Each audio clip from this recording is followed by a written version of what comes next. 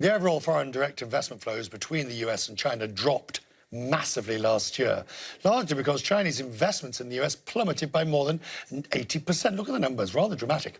On the other hand, American investments in China fell somewhat slightly. Joining me now is the president of the National Committee on US-China Relations, Stephen Orlins. Good to see you, sir. Good to be back. As always.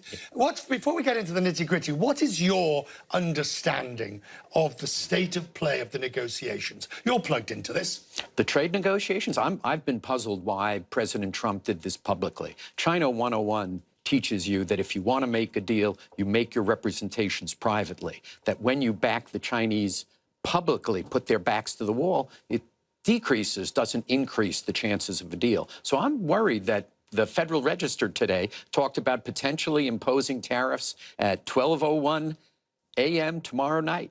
So isn't it arguably that it is only the existing tariffs and the prospect of more that has brought the Chinese to the table where decades of complaints have failed to do so?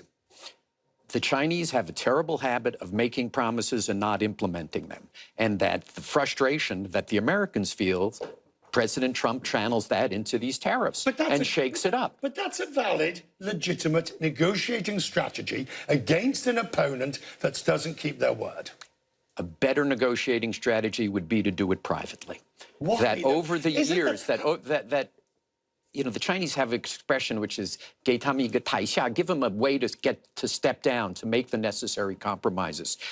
Stand in the shoes of the Chinese. If you're a Chinese leader and you've been threatened publicly with this, does it increase or decrease the chances of you making the deal? And I think those who deal with China know it decreases the chances, but doesn't increase it. There comes a point when there's a realpolitik, and the Chinese would say, well, he's serious. He is going to raise tariffs, and that is going to hurt our economy.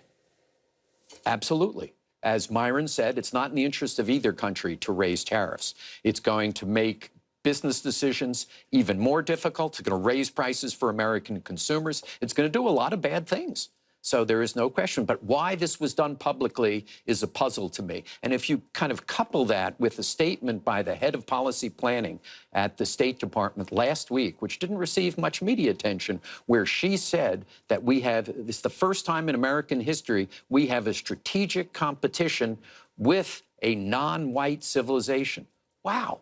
That was quite a statement. And when you couple that with this, it gives me a great unease in where the U.S. government is going. There's also, I mean, I hear what you say about backing him into a corner, but there's also an argument that the Chinese are fairly sophisticated. They're not idiots in the sense of, and they're amongst the most wily negotiators in the world. And they will sit there and say, that's just Donald Trump. Bluster. He may put a few tariffs on, he may make a lot of noise, but we know ultimately that's not good. This is a very proud country. Despite it being authoritarian, you have a leader that needs support from all sorts of places in his bureaucracy. Right, but putting his back to the wall is probably not... Look, he's done it, so there's not much I can do about it. But can I just advance one argument that would be, I understand that, but the US is also a proud country. And the US and Donald Trump would say, we have been beaten up and taken advantage of. It's a false narrative. That's a false narrative. And now it's time to draw a line. That's the trouble, is this false narrative has been perpetuated, that we look at this bilateral trade deficit. Oh, come on. Bilateral trade deficits don't tell you the story about whether the country is protectionist. As I have said, it's used the current account surplus to GDP. And what we've seen in China is it went from 10 to moving towards 0. It's now below 1%. And that really tells you, is China really protectionist? Should we be making these arguments? Yes. Should we be asking China to reform? Yes. But are they this mercantilistic, protectionist country that the Trump administration is portraying them as? No. He thinks that you won't be invited to the White House anytime soon. No, you never know. They're very open to differing opinions.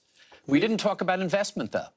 In what sense? That Chinese investment has fallen off a cliff, and it contracted last year, which I think is bad for the United States. And we have got a broadening definition of national security, which is basically making it more difficult for Chinese investors to create jobs in the United States. So that's another kind of trend which is fairly negative. You've merely given me another reason to invite you back. Happy to come discuss back. that Always happy. A bit more. There are so many other interesting issues, but we will, I promise you. Lovely, thank you, as always. My pleasure.